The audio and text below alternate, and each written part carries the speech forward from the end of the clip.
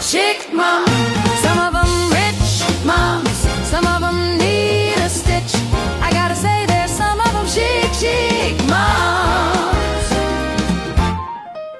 Chic moms. Chic moms. Chic moms. Chic moms. Some of them chic, chic, chic moms. Hi mommies, welcome back to the Chic Mom. This episode is proudly brought to you by Agent Yusoff and Nikki, your trusted property specialist. Whether you're buying, upgrading, or just exploring your options, they're here to guide you with clarity, confidence, and care. Connect with them on Instagram at Agent Yusoff or at Nikki Property. Or you can connect with them at 9692-9441 or 8481-9441. Because your home matters. That's right. Yesterday kita dapat duduk sembang dengan dorang. That was really good. Yeah, it's macam very let loose ah. Let loose kan? And we know their real personality. Yes. Funny couples also. Actually, they're very funny and they're such a successful couple at a young age. I think they're only in their mid-20s if I'm not wrong. But they, so far, they're Mid-20s ke? they're young. Actually, Tak tahu. let us find out more lah. Kita kena buat lagi banyak episod dengan dorang. Oh yeah. Yeah, kita belajar and share their knowledge and little gems they drop along the way. Yeah, actually we learn a lot, right? Yeah, even kita dah besar ni, dah tua. Tak tahu macam the process. Actually about, aku learn a lot lah. About macam credit score. You need to have a good rapport with your credit score. Kalau tak, everything susah kan? Yes, betul. Yes. So, korang just comment, even if you want to see us talk about any episodes, parents related, or even any other episodes that you think will be insightful with Agent Yusoff dengan Nikki B, just let us know in the comments. We'll ask them to come lah. Betul. If any question about house, can just send us. Ah, So kita betul. will ask them. Yes, that's right, Jane. Okay Fika, hari ni topik kita nak berbual pasal, we gonna pick a random email. Yes, we're gonna catch up on dorang punya email. Yeah. Keep coming, keep sending your email. Yes, at thechicmoms@gmail.com. Siapa nak start baca dulu? Kau ke aku? Okay, scissors, paper, Okay. stone. Scissors, paper, stone. Wow. Dia terus kasih stone. Okay. Boleh. Yang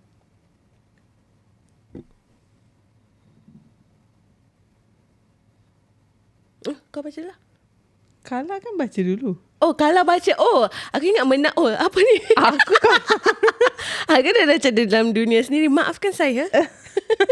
There was a long silence. Okay, I want to read this one because it's actually quite an eye-opener. Ni ada bibik hampir bunuh I. Okay, let's bookmark that one. Oh, that's scary. That's scary. This email is called Forgive Me, I Was Fighting a Silent Addiction. Assalamualaikum to you both gorgeous mummies, Fika and Jane. You guys are not just a podcaster, but for me, you guys also is my safe space where I feel love as an online daughter. Cause sifat keibuan, both of you heal my inner child inside of me. Oh my goodness. Okay, that's so sweet. I'm just being direct here because I know it's kind of tired baca email panjang-panjang kan. But I try my best to make it short, okay? By the way, mummies, saya rasa cerita saya ni boleh buat one full episode but depends on you guys. Mana-mana saya respect, okay? Bismillah. First of all, niat saya tulis email ni as an awareness untuk anyone out there. It's specifically about P addiction. P star, so I cannot say the word, nanti kena Corn, violation. Corn. So corn addiction lah. Faham ya, mummies? So she has a pornographic addiction. I already being a pornography fighter for almost 6 years, and until today, I'm still trying my best to slowly and consistently remove all of that from my pure life. Take that in. So I just want to take my hats off to you for being vulnerable in sharing your journey, because it's not talked about enough, and coming from a woman, that is something else for you to open up your story. So she's a Corn addict, and she's been fighting for the past 6 years to break this addiction. Yes, so let's dive in. Okay, so first of all, niat saya tulis email ni is as an awareness untuk anyone out there. So they just want to create an awareness. How did it begin? I don't know if this factor will make you guys shocked or not, but honestly, after growing up, I try to figure out what is the most beginning factor that made me start. And it is a Disney princess movie. Yes. So it started from the Disney Princess punya story. Yes. So Ada scene lucu ke? there's kissing scenes, you know, prince and princess. So kita kau absorb dulu. You guys watching absorb dulu, because it really made me terbuka mata about what our kids consume. Betul. Kan? Back then when kita tengah tengok, bila part the kissing scene, parents kita akan suruh kejam mata. Yeah, but it's a cartoon. Macam it's just like macam boy and girl kiss macam gitu. Oh yeah. So we thought it's so innocent, but let's tengok macam mana how it escalated. When I was little, if I'm not mistaken, at the age of 6, my parents loved to show us Disney princess cartoon on TV. Maybe for most girls out there, Disney princess movie is a thing you dream about, but for me, it's a beginning of my nightmare. After trying to analyze myself about this problem, I realized that some kissing scenes in the Disney cartoon really make me triggered in the bad way. Somehow, I start to get curious about what happened after they kiss. Why everyone who falls in love start to kiss each other, etc. That's the beginning of it. I'm not advising any parents out there about what to give your child to watch or not, but after hearing my story here, please take any action before it's too late. Plus, to my Plus, to my dearest Fika and Jane, you know what is the second factor yang menyebabkan perasaan curiosity saya tu semakin teruk and mendalam? Is my mom and dad. Yes. She literally write that. Yes. Dia tahu kita shocked. Wow. So now when I grew up, I see a lot of IG reels on saying that parents should show their love in front of kids. But thinking back then, I really hope my parents can differentiate between love and desire. Their action between husband and wife, like showering together, touching private part of each other around me as a kid. Wait. Yes, makes me more and more curious. Okay. Tapi salah Fika kalau to touch private area. Usually parents show love macam hug. Just a warm hug dengan kiss on the cheek. Yup. Tapi kalau macam intimate macam dah Yes. salah. Pada kau salah. Salah lah, of course. Dan anak kita pun macam nak try. Yeah, betul lah. This is what she went through. Diorang tak tahu. Okay, I will circle back to that later. Okay, now I already see a Disney princess kissing scenes, and now I see my parents shower together and extreme touching each other. And now what? What happened after that? My curiosity as a kid became higher and higher until one day I tried to search it on the internet, and yes, you guys already know what happens if a curious kid decide to search on the internet. Search this thing lah on the internet about kissing, about what happens after a kiss. So She found the video. From that day, I start to love to sit alone in my bedroom, duduk tepi bucu katil and watching all that bullshit. I'm just a pure little girl, Fika and Jean. At that age of 6, I really struggle with that bullshit stuff. Wait, 6 years old? It breaks my heart for her. Yeah. So my hands is shaking writing all of these emails, my eyes full with tears, and thinking back how this little girl start her life with that nonsense. Saya tak salahkan sesiapa dalam hal ni, parents ke, environment ke, even diri saya sendiri. From just put the blame on anyone, it's more better for me to heal myself more, keep trying and trying until I can feel again how it feels like to have a life without this kind of addiction.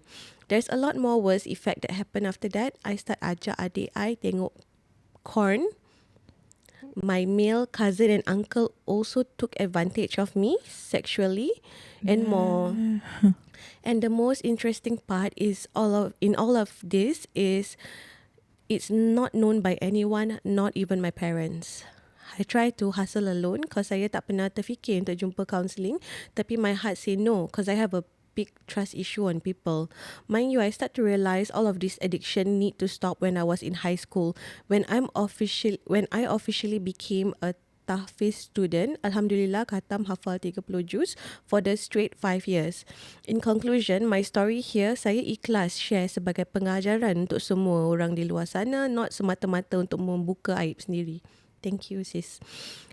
And to other fighters out there that have a same issue like me, saya tahu kita boleh. It's never too late to change. Allah knows usaha kita. Jangan pernah rasa jijik untuk bersujud, even berkali-kali, sebab sifat Allah itu sendiri maha pengampun, maha pengasih, maha penyayang.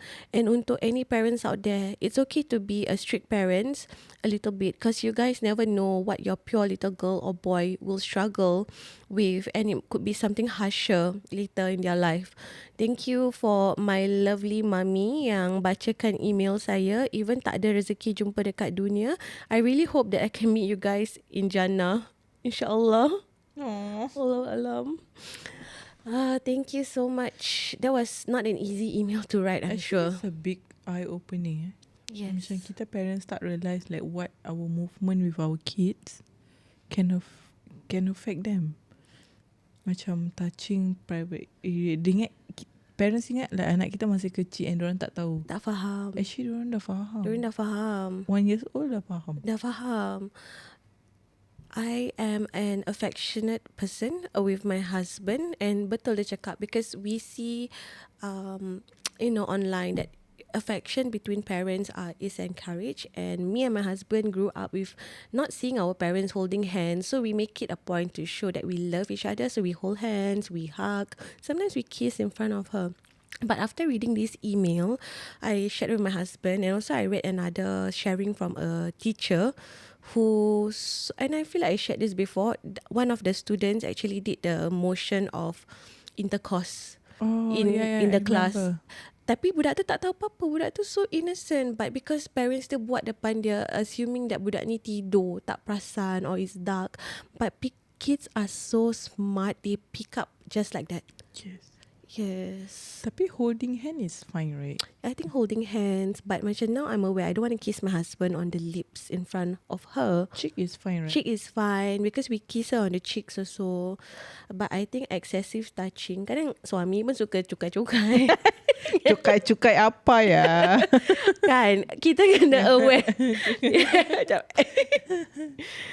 Dah makan? Makan apa? Okay, yeah, that's faham right. Kan? And I thank you because dia buat kita tersedar macam maybe budak tu pun curious, tak tahu apa yang kita buat. Nanti dia mungkin buat kat kawan dia ke. Takut juga. Dah makan lah. Dah makan. Pelik-pelik nanti. And then also like allowing our kids to watch things like kissing, even though it's like cartoon, dia akan buat budak-budak curious. Sekarang aku curious Disney Princess ada kissing scene I think ada lah, macam Cinderella ke apa, the prince macam cium princess, you know, like those innocent. Yes. Princess and the Frog, yes. I think they should not create that kind of story, ada kissing scene Tapi nanti jalan cerita tak hebat.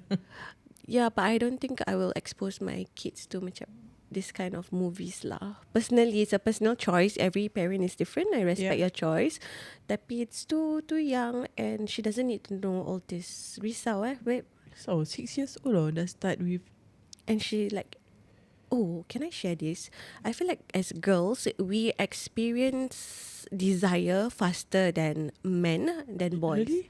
Yes, so it depends like kids, different girls different lah, but I remember being young at a younger age where I felt sensation in my body already and I feel curious to explore it. Sensation. Betul. And I have mum friends who at kids as young as 6 to 7 years old dah start rasa how do I put this nicely rasa sedap dekat bawah because Serious because you can feel the sensation. Okay. Yes, Okay. so they are curious, but it's an innocent curiosity. Okay. Do you guys want this to be a topic? If yes, please write it in the comments, because I do have mom friends who share like their daughters. They didn't expect them to be so explorative in such a young age. How about boys? Boys come in later. That one I think is usually teenagehood. Dorang realize. Yeah. Oh, we need to go through all that. And how do we actually navigate bila diorang tanya kita questions, or how do we distract them or teach them, oh, this, you're not supposed to do this, sebab takut nanti dia jadi manifest jadi addiction, like in some cases like her. It's quite scary. Birds and bees, we need to get an expert in lah, insyaAllah one day kita boleh have a birds and bee Ada expert. Ada. Untuk talk about this for kids. Ada. There is like this group in US, dekat US, where they actually teach parents how to have different kind of conversations about birds and bees. Can you share with me? I will share or maybe with share you. with everyone. I'll share with everyone. But if you know someone who does this for a living kat Singapore, we'd love to have them join us as a co-host. Ajar kita. Yeah, actually I really have no idea how to deal with my son kalau he went through this. Betul kan? Then parents will hide it. Like Asian parents will not talk about it. Kan? So kau need to figure it out yourself. That's true. So let's make a change. Yes. Are we ready to move on to the next email? Oh yeah. Okay. That was a heavy one. Aku nak masuk pasal mak mentua. Please rate my mother-in-law level of sussuiness. Okay. Salam Jane and Fika. I listen to TCM every day while riding to work. Wow, she right. She's cool. Thank you so much for doing this podcast. Has saved space for us mummies to rant and to be heard. I'm a mother of 3. My last baby is turning 1 soon. The past almost 1 year of postpartum was not easy at all. I'm just gonna share a little bit of what I went through. So dia kasi point form So number 1, I hate the smell of curry because of my mother-in-law. She cook curry literally every single day, but with a different meat. Example, today she cooked chicken curry, and then besok dia masak mutton curry. And I was pregnant at that time. I could not stand the smell. I always gag and almost vomit every time I visit her house. Macam almost every weekend. People might think I ni ngada-ngada, but she did not know. She did not even bother to cook something else that I like ataupun something that edible at that point of time. So what I had to do every time I visit her is to eat before or buy my own meal. Kau faham tak? Faham. Ni dia tengah pregnant lah kan? Tapi memang pregnant certain food, ni bukan ngada-ngada. Pada aku bukan ngada-ngada. Sebab bila kita pregnant, betul-betul kita some food we cannot eat, right Fika? Yes, and I'm not speaking as a family mother-in-law. Jane, if you're pregnant and you came over, you say I hate the smell of curry, and make sure I'm not cooking curry, say if you're coming over. Yep. And I'm just a friend. So kau tak mengada-ngada. Ya, pada aku tak ngada-ngada lah. Sebab when we are pregnant only mummies know this feeling. My husband, ni second point my husband and I fought a lot because of my mother-in-law. My husband could not accept the fact that I made it clear I don't want to have any visitor during my confinement period. But to him, his maternal aunt can come over once in a while to see the baby. My mother-in-law pula cannot handle rejection. She could not take it when me and my husband could not join them for a family gathering, especially with their internal family members, even though I was heavily pregnant at that time. Okay, ni second pointer dia Fika. Okay. So husband dia tak accept lah when she mak mentua dia pun cannot accept rejection. Tapi this is what mommy feeling what? Betul lah. You need to respect lah your wife. Yeah. Aku nak tahu how the husband react in all of this. Kau baca dulu. Third pointer. After I gave birth, my mother-in-law went to come every day, but I keep insisting that she should come alternate days because whenever she's around, I can't seem to rest at all. I still remember when I tried to sleep, She keep going in and out of my master bedroom and take a look of my baby. While my baby was asleep, the lock was paused, so I could not lock it. And every time she entered the room, I would terperanjat because I'm a light sleeper. In the end, my baby pun terbangun because of the constant opening and closing of the door. Aloh tu. Alah, kau nak rest. Lepas tu kau masuk. It's your room. Why is she like buat sesuka hati? Ayo. Kononnya tak payah risau lah cik. Mak dia kan ada. Sebab kita naturally we will have mom instinct. Kita sendiri yang akan bangun terkejut. Cik rehat je tengok TV makan biskut kat luar. Okay, ni third pointer dia. Pointer number 4. Whenever I breastfeed, she like to bark in the room. And then sit with me. Sit with me. Kau tengah I could not appreciate that at all because first my own mom do not even do that. Yeah. She respect my privacy and especially won't enter my master bedroom without any permission. Betul lah Fika. While on the other hand, my mother-in-law made it so uncomfortable because that is my private time with my baby. And of course, I ada sifat segan. I cannot be showing my boobs to anyone, right? Yeah. Pointer number 5. There's so many things that happen between me and my mother-in-law. The list go on and on and on. I still remember that night when I meraung literally to my husband because I cannot take his mom anymore. There are too many things that there's too many things she did to me, be it about breastfeeding, invading my privacy, bringing visitor over and so on. But as usual, the son will always protect their mom no matter what. That is... Sorry for the lengthy post. I just want to rant out how depressed I was. Alhamdulillah, getting better each day. Even though there's still a lot more story to tell about internal family. Tak faham bahasa when I said no kissing my baby during Hari Raya. Bodoh tu. I hate Raya visiting with my mother-in-law.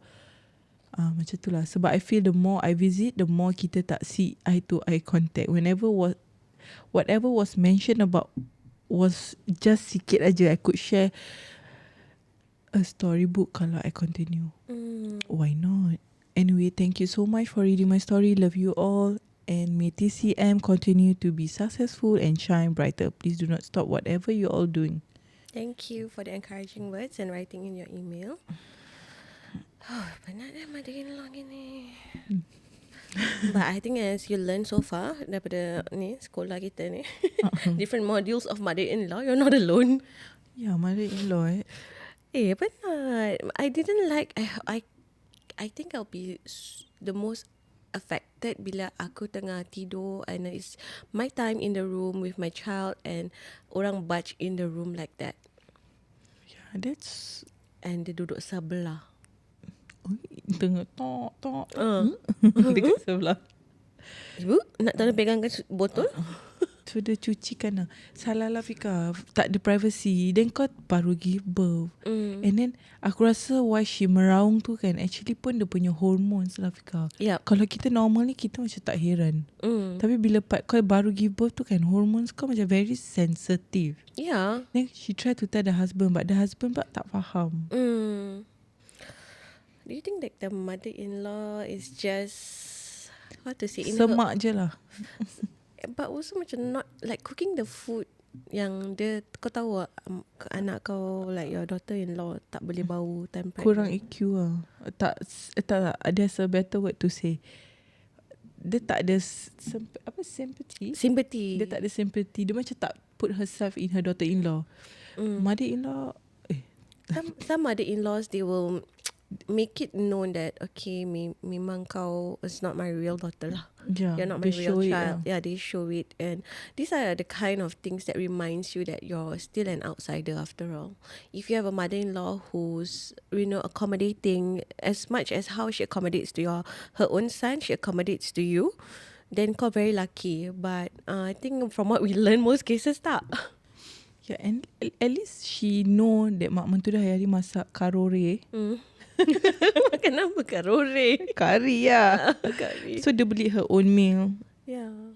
Dia tak menyusahkan apa. At least dia tak macam, mak masak lain. She never hurt the mother-in-law feeling. That's true. Yeah. Tukar lock pintu lah. Panggil doorsmith. Smith. Tukar. Yalah, no choice. But I think she knows what to do lah. She knows how to Handle her. handle It's just the her mother-in-law. emotion. Yeah. It will get better. You get better. She say getting better also. Alhamdulillah. That's good. Yeah. Yeah. Tapi ada orang tak boleh kan. Macam ada orang just let the in-laws walk all over. Tak boleh duduk diam buat macam kononnya rumah anak dia. Paling aku menyampai, dia ingat rumah anak dia juga. So dia boleh buat suka-suka hati. Aku paling benci kalau mak mentua macam gitu. Kalau kau macam treat aku as an outsider, then the energy will be the same from me to you also. Like you're not my mom also. Then you don't treat me as a kid. I mesti terasa juga. That's why aku pun have this wall up that you're not my parent. Don't just barge in my room like this. Yeah, my room, my kitchen, my everywhere. Get out. Just sit at the sofa dah. No lah. Makan biskut. Aduh. Okay, I'm going to read the next one if that's okay. This email title, Bibi hampir bunuh I. Jeng jeng jeng. Hello beautiful ladies. Tengok Jane terus I'm set. Terus she's ready to listen to this. Hello beautiful ladies. I emailed both Chic Moms and Chic Code untuk boostkan probability dibaca. Jangan marah. First of all, I'd like to say thank you for making my day by making my day full with laughter and joy. Please don't die and continue doing the podcast, inspiring women and spreading positive. Kenapa susah nak baca ni? Positivity always. Maafkan saya. If my story made it to one of your episodes, please keep me anonymous. I'm 19 and grew up with helpers up until now. Biasalah, maid akan bertukar every 5 to 10 years. Tapi maid yang I paling tak boleh lupa is Jija. My mom got her when my adik and I were babies. So dalam umur 1-2 tahun macam tu. Ejen bagi tahu yang Jija ni umur 18. Tapi bila sampai rumah, nampak macam budak lagi. Macam umur 14. Tapi boleh nampak kadang-kadang. Don't tipu kalau tipu umur. Tapi maybe she was young. Pada mata dia nampak dia macam 14. Oh yeah, could be also. So, she said she's my mom's first helper and I almost died because of her. So, below are the sasui things she did when I was kecil. Cerita ni my mom yang ceritakan to me balik sebab I tak ingat pun. Number 1, bagi I makan rambutan dengan biji dia. What? I tercekik but luckily my mom sempat keluarkan. Oh, that just pissed me off big time. Rambutan and kids should never be in the same room until anak kau dah primary school at least lah. Even primary school, I will avoid rambutan. Yeah, rambutan, grapes. All the seed punya. Yeah. Very dangerous. Number 2, bila ditanya pandai tak bagi mandi baby, dia kata pandai. Tapi dia mandikan kita orang bawa pipe ambil wuduk tu. Dia dudukkan and buka je pipe. Okay. Number 3, one time when I was a toddler, my dad was in the hospital. So, semua orang berkampung lah dekat dalam bilik tu.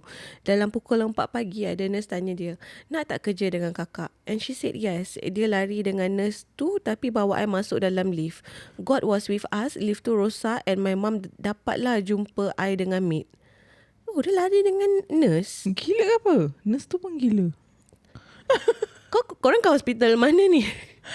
Suka-suka hire kau nak kerja hospital. Aku rasa ni bukan hospital yang biasa-biasa. Dia yang special punya hospital. Yang apa, hospital rambutan korang panggil kat Malaysia. I ada pet rabbit. Okay, number 4, I ada pet rabbit. Dia pergi ikatkan tali rafia kat leher rabbit I. Lepas tu tarik-tarik rabbit tu macam nak bawa anjing or kucing jalan gitu.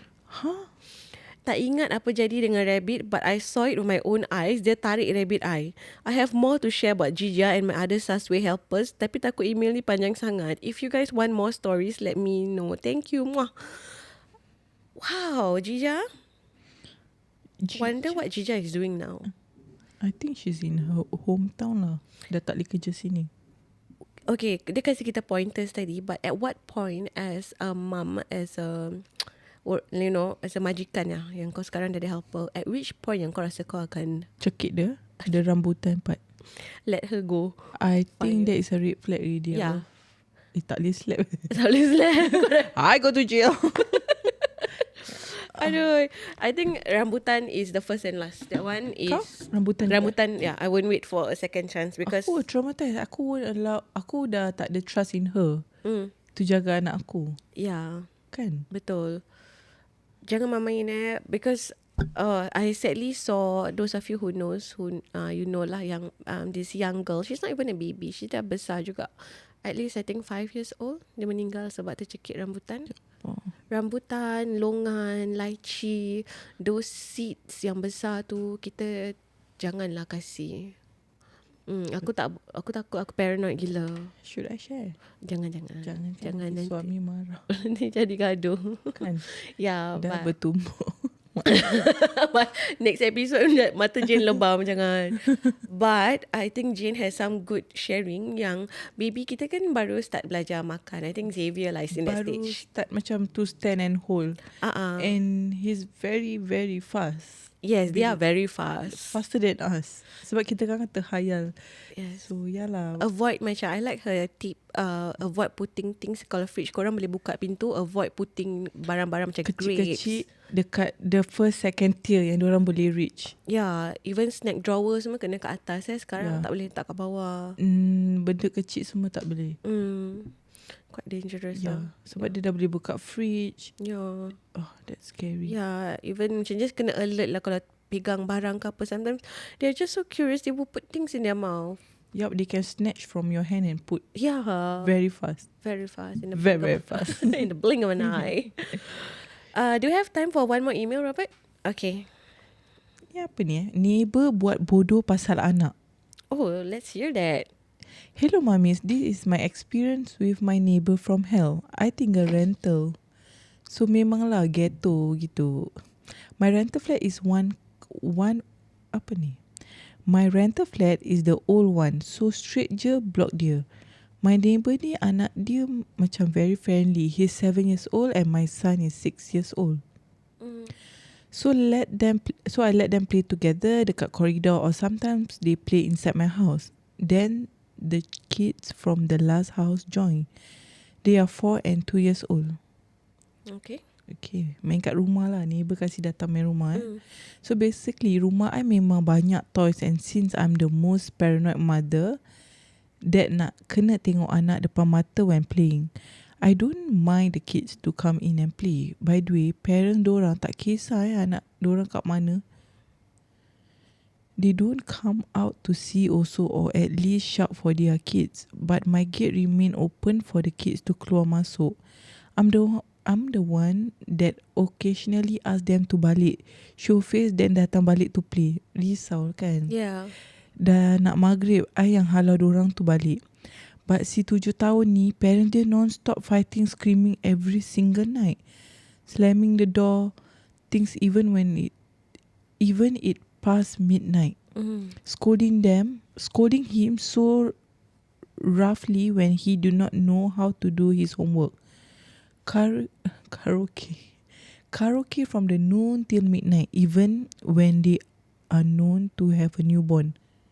Oh my god. Diorang ada newborn, diorang karaoke sampai midnight. Ayo. And Sunday, gegar ni kelakar. Gegar Baganza on full blast dari lift, which is 6 house away. Boleh dengar clearly. Apa lagi kita kat sebelah ni. Fika ada buka Gegar Baganza. Tak satu neighborhood Tapi ni rumah sebelah, mestilah dengar kot Okay, their living room wall is our bedroom wall. Si 7 tahun ni sumpah dia normal, not special need in any way. He love to throw himself on the wall that we share even at night. Mind you, he is a chubby kid. Oh, dia campak diri dia kat wall. So batu. bising lah. My childnya scooter and bicycle kat luar. This kid will use it without asking. Tu tak apa tau. They just campak sembarang somewhere, not even at my house. It will be outside the last house near a door. Okay. As a parent, susah tu tegur your anak-anak tu letak balik barang orang. Dah 4 years tinggal sini, and now I'm counting down days for this 7 years old to move out. Kesian tau, I tahan 4 tahun, dorangnya gila. Thank you, Mommy, for reading my story and for being safe space for us, Mommy, to rant. We are also learning new things from your podcast. Lot of love, XOXO. Oh, Vika. It's a hell neighbor lah. Dia karaoke sampai malam. Dia kau kat rumah sebelah dah bingit tak boleh tidur. Dia anak-anak dia tak jaga, tak ajar disiplin. Dia just lepas tangan lah kat budak-budak tu. So diorang macam independent, main kat luar, main-mainan orang. Mak dia tak tegur, jangan nak main, minta permission. Tak ada. Can I ask, because you grew up in like a similar kind of neighborhood, is it better to ignore atau tegur? Kau tegur, diorang gaduh. So it's not worth it lah to tegur and just gaduh. move out. So just jaga kau punya own family. Kalau kau tinggal blok gitu, kau tak boleh masuk campur kat family lain. Diorang akan fight sebab karakter diorang is fight. So kau either need to leave atau stay in your house. Tapi what the mom is doing is exactly like what mak aku buat. Kids will always come to rumah aku to main. So mak aku will keep an eye on us. Tapi mak aku tak pernah masuk campur anak orang, tapi dia will remind us. Pergi, jangan ambil barang orang, nak ambil minta pinjam. Orang tak bagi, jangan, nanti orang menyampah. Macam orangnya toy. So kita tak pernah macam I want that toy. Tak pernah. Tapi budak lain yang akan buat macam gitu. Yes. So there's always going to be what you're saying. Mesti ada that one home yang macam is the safe spot lah. Betul. So macam in that neighborhood, because it can be quite tough. I can imagine also like people bergaduh, kalau aku tegur mesti jadi gaduh, and it can be escalated into like a bigger fight than it needs to be. Betul. Sebab back then I used to have a neighbor, dia suka karaoke kuat. Dan bapak aku tegur lah. Gaduh, tak happy. Tumbuk-tumbuk. Tak tumbuk lah, tapi macam pekik-pekik lah. Rumah aku bayar. Oh my god. Macam gitu. So kau tak boleh tegur, kau kena just tahan or call police. Yeah, I think like what this lady who wrote in did, and also like your parents did, the best is to focus on the bigger picture later, that I am gonna move out into a better space. This is not a permanent situation for me and my family. So that's the best way. So Okay, go back. So sorry kalau kita terjump sikit because we had some urgent stuff. Urgent call. So where was I? I think I said betul, just focus on the Your bigger family, picture. And then move out, ataupun like she says she's waiting for them to move out. Betul. Because rental place is by luck. Kau dapat a good or a crazy neighbor. Oh yeah, that's true. Because kau cannot pick what. And also orang rental datang ni semua macam dorang, how to say they just don't give. It's their rule. Yeah, faham. Yep. Okay lah guys. That's as much emails yang kita boleh catch up nari. But don't worry, we still have product talk with kita punya favourite power couple, Agent Yusoff and Nikki B Property. So stay tuned for that. Bye. Hi mummies. Welcome back to another product talk with our favourite power couple, Agent Yusoff and Nikki B Property.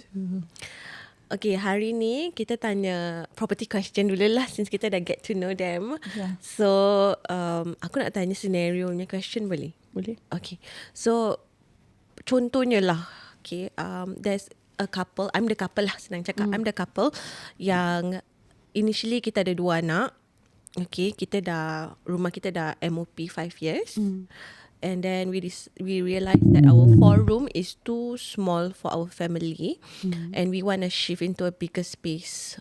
What should I prepare for myself for the move, or what do I need to be able to upgrade? What would you advise us? I think you go first for this one. Okay, so that is a good question. Common Because kan? normally Common, yeah. I would say 80% of my consultations are in those cases. Okay. So basically, of course, when we bring them to buy the house, 5 years ago tak ada anak, and then suddenly now got 3 kids. Yeah. So they want to increase the family size increase lah. So they want a bigger space. Importantly, for all my clients yang nak upgrade, the first thing I need to check with them is that the current house is HDB loan atau bank loan. Okay. Assuming is current house is HDB lah. Okay, HDB loan atau bank loan. And then if it's a HDB loan, you need to ask them how many times have you taken the HDB loan, because every Singaporeans are entitled to 2 HDB loans. Oh, okay. Yeah. So if you already exceed the second time, your third one have to be the bank loan. Okay, so your next house to the bank loan. So importantly, the next question I'll ask them is that, bang, do you have any issues with the bank? Your credit bureau report all good. Your credit score is good. Do you have any utang in the bank? Your credit card loan ke apa, ada yang terlupa nak bayar atau terlambat bayar every month? Dia cakap, oh Finn, we don't have a credit card, we don't have anything. Tak ada credit card pun is a problem. Okay, Because the yeah. bank doesn't know how well you're going to pay every month. Yeah. So they will advise them to take credit card just to buy groceries for next 3 months, just to get the score Okay. up lah. I take note Yeah. Credit card. Yeah. Yes. But for those clients yang have a bad credit score, I would advise them to appeal to the MP for a third HB loan. So loan is the first important thing that we need to take note of when you want to upgrade. Yeah, because before I meet for consultation, my client would send me, Finn, okay, we have this much CPF, we have this much, our salary this much, can we upgrade? So I cannot answer the question based on that. Yeah, because it's not how much you earn, it's not how much CPF you have in your OA, it's how much your loan amount that you'll be getting that will determine the budget for the next house. Oh. Yeah. Sometimes I have clients salary combined 15k, but then the loan never go through. I say you cannot sell the house, because if you sell the house, there's no place for you to stay, because the loan doesn't go through for the next house. So for our style is Kenapa that tak go through? What case? Like, simple cases like when they were younger, they had a credit card bill that they forgot to settle, yeah. even $10. But even $10. Yeah. Wow. So the bad credit will follow you through all the way. Yeah. So even after you settle that debt, it takes time for them to, to reflect that, this client is good to lend the money to lah. Yeah. Yeah. Okay. So back to your question, number 1 is the loan eligibility for the next house. So and then if you want to upgrade to a bigger house, inshallah, of course your niat is good, right? So bigger space for your children and all that, right? The next thing is, of course, after we know the loan, how much CPF we're getting back in, how much cash we'll be getting back in. If you're taking a second HB loan, half of it have to go to the next house in terms of sales proceeds. As long as you make more than 25k, Yep. half of it have to go to the next house. So let's say you make 300k in cash. Tengok macam best kan 300k, bang, wait, hold on, this one 150 have to go to the next house. Okay. They make you put into the next house to lower down your loan amount, HDB. Okay. Yeah, so that, but some of my clients tell me, Finn, actually it's a good thing lah, so that my monthly will be lesser. Yeah. So I say, okay, then we proceed with HDB loan. But some of my clients tell me, okay, Finn, we want to keep the full 300k because we have plans for this to open business or start trading and all that. I have some clients like that. Then then we go for bank loan, because bank loan only requires 5% cash down payment. Example, if the house is 900,000, you only have to put 45k cash instead of the 150k cash. Yeah. So again, back to your question, the loan is very important. Okay. So once the loan go through the amount, we know how much we can loan, how much you have coming back in CPF and cash. The next important question, the $1 million question, is how much the payment every month, the mortgage. Oh yeah. For those clients yang nak upgrade from 4 room to 5 room, I always tell them, bang, you want to upgrade from a HDB to another HDB, you want to make sure you don't have to fork out cash every month. Okay. Because you have 3 kids. Even $200-300 cash a month is very berat. Okay, Betul. because you have to pay for school and all that. So you want to do the finances in a way whereby it's comfortable for them, because you want to upgrade for a family, but at the same time you don't want to overstretch and stress ourselves every month. Yeah. Yeah, so we do the calculation properly, make sure this is the amount that we're looking at, the monthly, not including the bonus, because bonus we don't know whether we're going to get or not. Yep. Assuming for the next 25 years, bang, you're not going to get any increment. You must be very frugal in terms of the calculation. Yep. On top of that, we still have the backup, what we call that, backup amount lah, safety net we call it, at least 10 to 20k in case the abang tak kerja for 6 months. Once all that go through, then we talk about the selling of the house. Yeah, and then of course we also bring our clients. Sometimes you have in mind that you want a 5-room flat, okay, and then after working the finances, actually we can stretch up a bit without having to fork out cash. Importantly, monthly, kan, we can go for EAEM, and then we'll open up the options for them also. Because after we've done the calculation, what we always do for our client is that we put the selling on hold first. we bring the clients to see the houses that they had in mind first, the 5 room. And then most of my clients got Finn, from 4 room to 5 room, not much difference. Just the additional 2 window panel aja. Okay, then Kak, since we have done our calculation, we've done our loan, everything's ready in black and white, why not we look at the EA and the EM also? Because both also you don't need to fork out cash every month. Then after we view all the 5 rooms, the EA, the EM, all different layouts, and then once they decide, okay, Finn, this is the one that we want, so we roughly know what we want, then we come back to talk about the selling. Wow, I'm just impressed. Sorry, I macam kalau aku nak jual rumah aku kena, because it's very thought through, very like not say conservative, but you guys are very they know lah macam mana nak securekan, tak macam just risk and gamble macam gitu.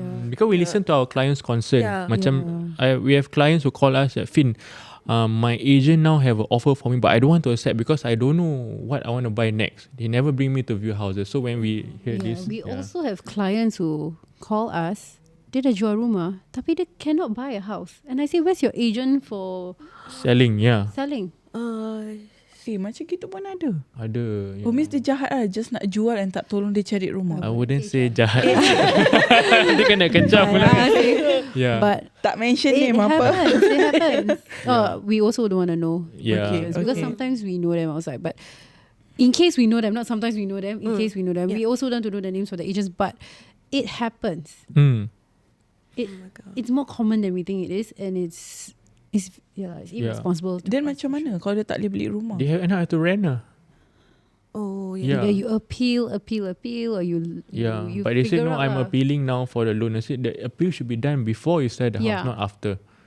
Sometimes it goes through, alhamdulillah. Sometimes Like, it I always doesn't. tell my client, right, we for our style is that we do everything proper at the start first, so that the journey will be smooth throughout until the end. Yeah, you make sure you can buy first. So If not, I say, you're homeless. I say, Kak, bang, if let's say we sell and then you cannot buy, you got no place to stay, I cannot sleep at night Exactly. also. Exactly. Macam mana? And then you have kids. Yes. Yeah. Wow. Yeah. But back to first question is that the rest of the process we will do, but what you need to do is to make sure that you are employed for the past 12 months. Yes, that is important. something that we cannot control, we cannot do on your behalf. Especially HB loan, because they're very strict. You Yes. need 15 months CPF contribution and 12 months pay slip. So please make sure that you are employed continuously for past 12 months. Try not to have a gap. Because all this will affect your loan. Yeah. So For bank loan, they need minimum 3 months pay slip, so they're more lenient a bit. yeah. Okay, that's very helpful actually. Yeah. Kan orang yang nak standby nak. Yes, So they know because what we do. Yeah, we do have clients calling us saying that I have quit my job a month ago. Wrong time. But I want to upgrade. I say, bang, tak boleh bang. Bekerja balik bang. Yeah. Walaupun abang got a lot of savings, Yeah. but your salary is very important because you need a loan. Yeah. Useful sih. Because sometimes you macam, okay, aku dah, I want to Ingat take dah a ada break. duit, then boleh rest. Tapi kena settle the paperwork first. Yes. Please. Okay. Yeah. Wait until at least dah dapat kunci lah. Then you wanna go with plan B, then Yeah, I always tell my clients, if you plan to change job or anything, make sure you collect your keys first, and then you can proceed with your career change and all to that. be very, very safe. Yeah. Okay. Yeah. Everything else, inshallah, should be a breeze lah with us. Yeah, inshallah. Okay, you guys, that was so insightful and useful. I hope it helps some of you who are going through this process. If you guys ada macam questions ke apa, leave it in the comments. You can see how thorough, how helpful they are. So that's it for today's product talk. We'll see you in the next one. Bye. Bye.